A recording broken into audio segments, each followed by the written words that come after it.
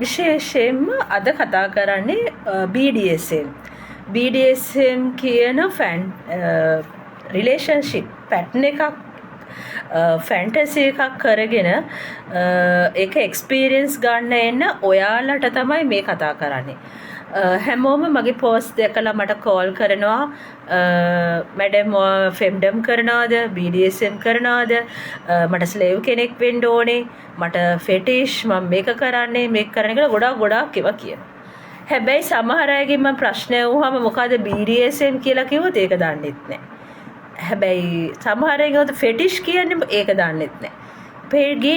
පෙටිෂ් ගොඩක් වචන කියනවා හැබැයි ඒගොල්ලෝ දන්නේ නැහැ තේරුමවත්. ඉතින් මම කියන්නේ ඕනම දෙයක්.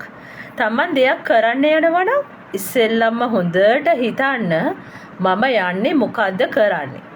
එතකොට මම මගේ ගාවට ඒ වගේ ක්ලයන්ට් කෙනෙක් කෝල් කරාම මම කියන්නේ ඔයා හරි. ඔයාගේ ෆැන්ටසි එකක් නේ කරන්නේ. ෆැන්ටසි හැම මිනිස්සෙක්ටම තියෙන්න ඕනේ. ඒක ගොඩක් වටිනවා. මිනිසුන්ට ෆැන්ටසි තියෙන්න ඕනේ. හැබැයි ෆැන්ටසි තියෙනවා කියලා තමන් ඒ ගැන අවබෝධයක් නැතුව තේරුමක් නැතුව එහෙම විඳින්න යනවා කියන්නේ තමන් කොයි වෙලේ අනතුරක වැටෙනවද දන්නේ නැහැ. ඉතින් මම කියන්නේ ඒ අයට තමන් ෆැන්ටසි විඳිනකොට ඉස්සෙල්ලම මගේ ගාවට මම කියන්නේ එහෙම කෙනෙක් මට කතා කරාම ඔයා ඉස්සෙල්ලම ඇසෙස්මන්ට් එකක් කරලා බලන්න. Tamanට තියෙන ෆැන්ටසි එක මොකක්ද? Taman කොයි කාලේ ඉඳන්ද මේක ආවේ? එහෙම වෙන්න හේතුව මොකක්ද? ඇත්තටම මට මේක ෆැන්ටසියක්ද? මම මේක කළ යුතුමද? මේක මං දැන් විවාහක නම් පෞල් ජීවිතයට ගලපන්නේ කොහොමද? පෞල් ජීවිතේ නැති කරගෙන ෆැන්ටසිය විඳිනවද? නැත්නම් මගේ රිලේෂන්ෂිප් එක නැති කරගෙන ෆැන්ටසිය විඳිනවද? කොහොමද මේක කරන්නේ කියලා මම උපදෙස් දෙනවා මට මුලින්ම කතා කරනකොට.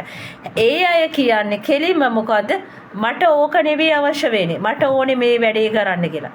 සමා වෙන්න මම නම් ඒ වගේ දේවල් කරන්න ඉස්සෙල්ලා ඕගොල්ලන්ට කියන්නේ ඕගොල්ලෝ කවුරු වුණත් කරන්න යන දේ ගැන හොඳ අවබෝධයෙන් ඉන්න. එහෙම නැති වුණොත් අපි ගාවට එන ඇත්තටම කතා කරන ක්ලයන්ට්ස්ලා දිහා බැලුවාම ඒගොල්ලෝ අද වෙනකොට පසුතැවිලි වෙනවා.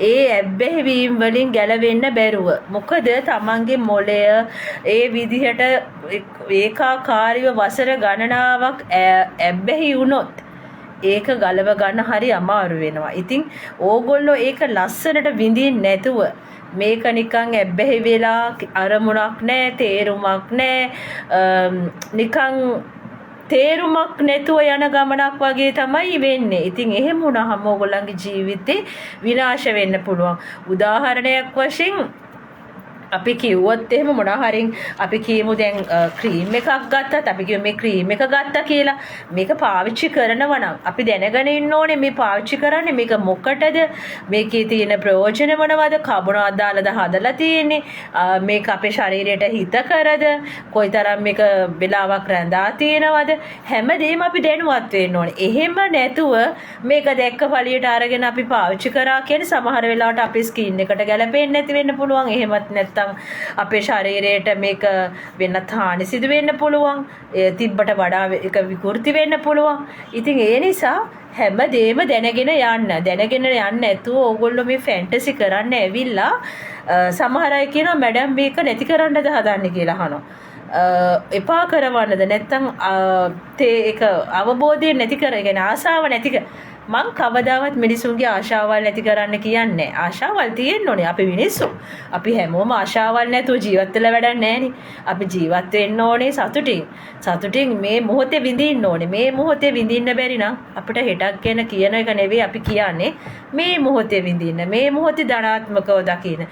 හැබැයි ඒක හරියට අවබෝධයෙන් කරන්න. එතකොට තමයි ඕගොල්ලන්ට ඒක හරියටම රස විඳින්න පුළුවන් වෙන්නේ. එහෙම නැත්නම් ඒක එවෙලේ තෘප්තියක් විතරයි වෙන්නේ. ඕගොල්ලන්ගේ අර බලාපොරොත්තු වෙච්ච කුඩා කාලේ හිතන් අපිට ඉෂ්ට කරගන්න බැරුව තිබ්බ සතුට ගන්න ගිහිල්ලා ඕගොල්ලන්ට හානි ගොඩක් සිද්ධ වෙන්න පුළුවන්. ඉතින් ෆැන්ටසි කරන්න යන ඔයාලා ඊටාත්ම කල්පනාකාරීව සූක්ෂමව මේ දේවල් හොඳට හිතන්න මං කියන දේ.